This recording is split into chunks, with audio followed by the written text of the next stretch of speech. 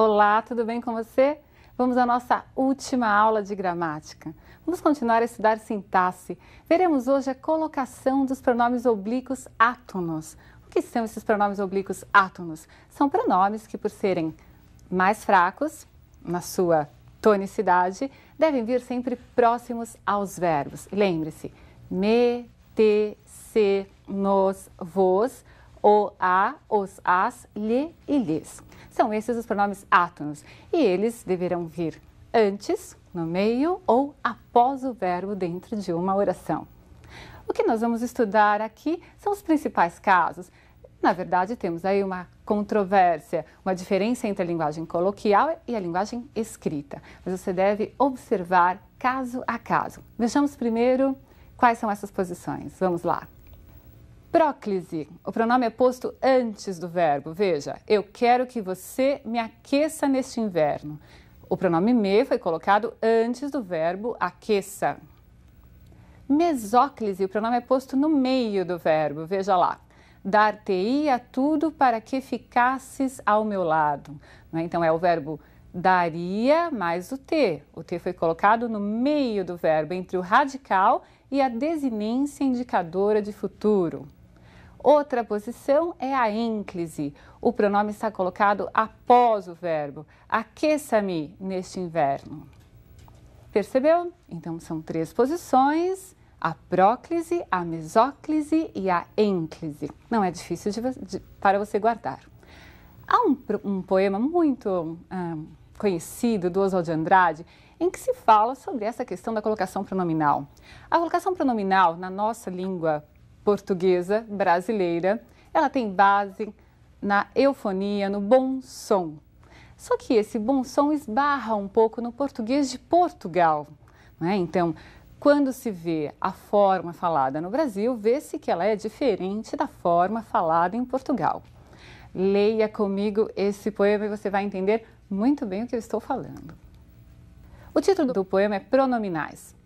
Dê-me um cigarro, diz a gramática do professor e do aluno, e do mulato sabido, mas o bom negro e o bom branco da nação brasileira dizem todos os dias: deixa disso, camarada, me dá um cigarro.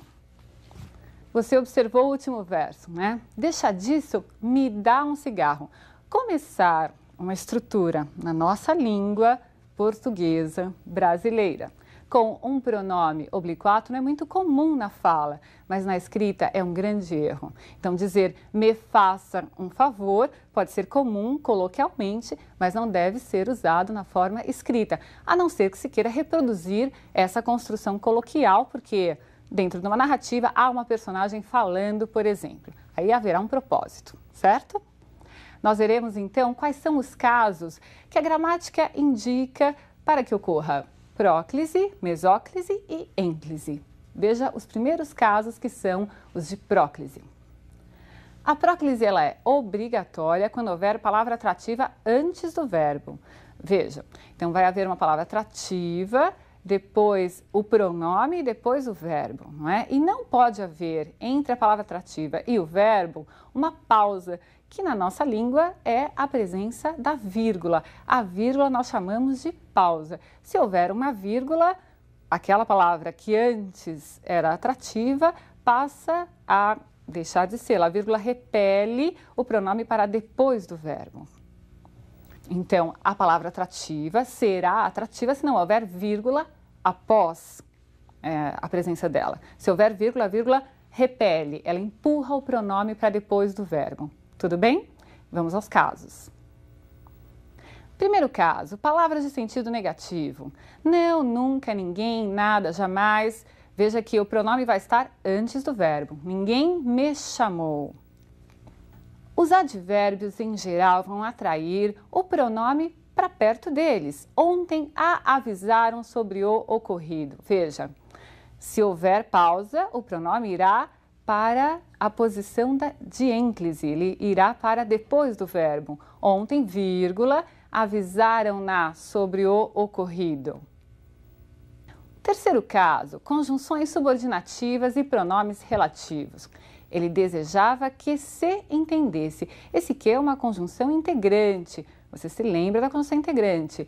aquela conjunção que inicia as orações substantivas. Abaixo, ele desejava algo que lhe satisfizesse.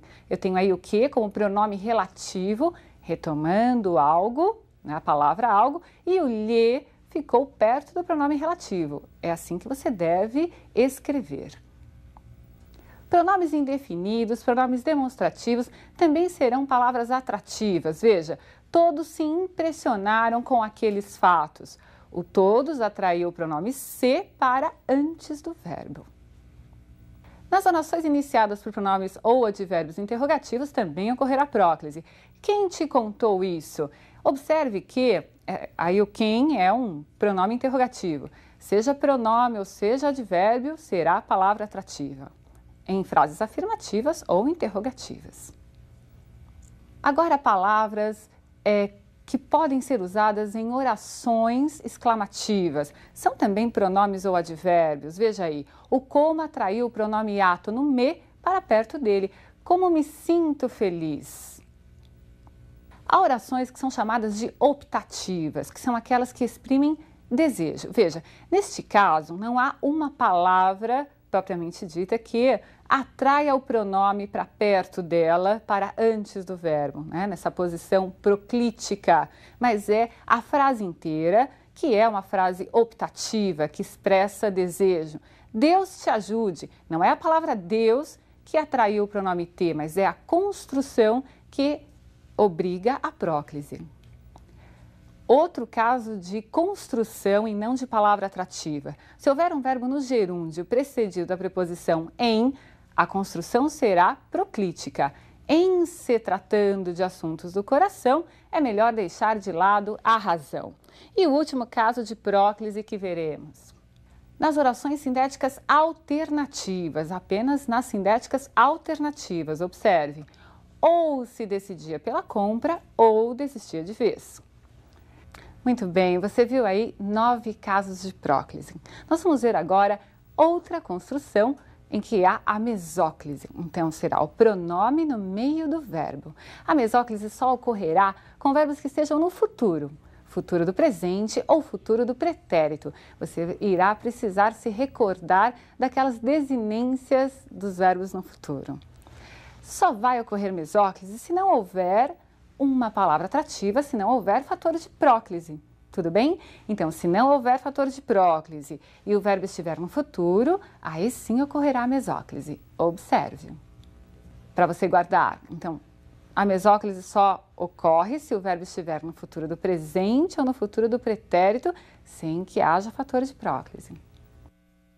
Os amigos encontrar-se-ão na festa. Veja lá, não há fator de próclise. Portanto, se o verbo está no futuro, eu posso colocar o pronome no meio do verbo. Separei o radical, encontrar, separei a desinência de futuro, que é o ão, e o pronome foi colocado no meio do verbo.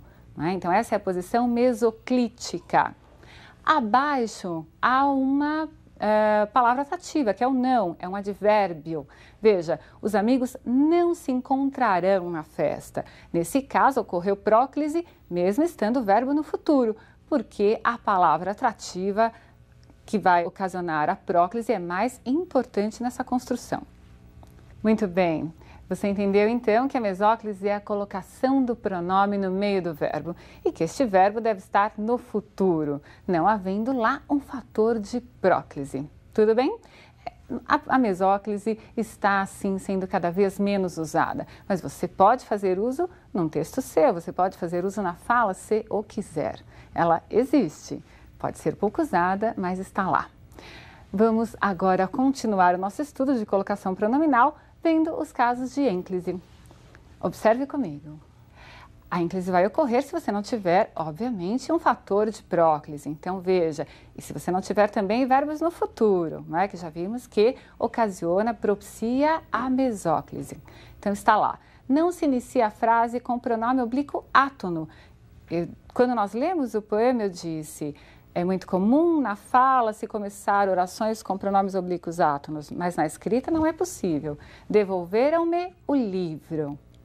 E há um caso também especial de ênclise, que é com a presença do verbo no infinitivo impessoal. Era necessário envolver-nos com o projeto. O verbo está no infinitivo impessoal, não flexionado, o que propicia, o que obriga a colocação enclítica do pronome. Muito bem, você viu então quais são os principais casos de próclise, mesóclise e ênclise. Vamos ver agora como é que se faz para colocar o pronome em locuções verbais. Você se lembra o que é uma locução verbal? Quando nós temos dois verbos que estão juntos, mas se tem apenas um único sentido. O que se faz para colocar o pronome entre esses verbos? Coloca-se no meio, coloca-se antes, coloca-se depois? Vamos ver uma locução verbal que é muito importante no vestibular. É uma locução verbal que traz um verbo auxiliar, mas o principal no particípio. Veja, quando houver verbo auxiliar mais particípio formando uma locução verbal e você tiver de colocar um pronome oblíquo átono, você vai observar primeiro se há fator de próclise. Se não houver, você só tem uma opção. Você vai colocar o pronome junto ao verbo auxiliar. Observe, tinha-lhe contado a verdade. Muito cuidado para não deixar de colocar o hífen ligando o verbo ao pronome, porque se você não o fizer, se você não colocar esse hífen, o pronome vai ficar solto, vai parecer que ele está proclítico ao outro verbo, que é o contado, e isso não pode acontecer. Entendido? E se houver fator de próclise? Muito bem, o pronome irá para antes do auxiliar, para a posição próxima à palavra atrativa. Veja, não lhe tinha contado a verdade. Nós temos aí a próclise em virtude do não. O que não pode ocorrer de forma alguma é o pronome vir ligado ao verbo no particípio. Esse é um erro sério. Nunca ligue pronome átono a verbo no particípio. Entendido isso? Um grande abraço para você e espero que você tenha uma excelente prova. Até!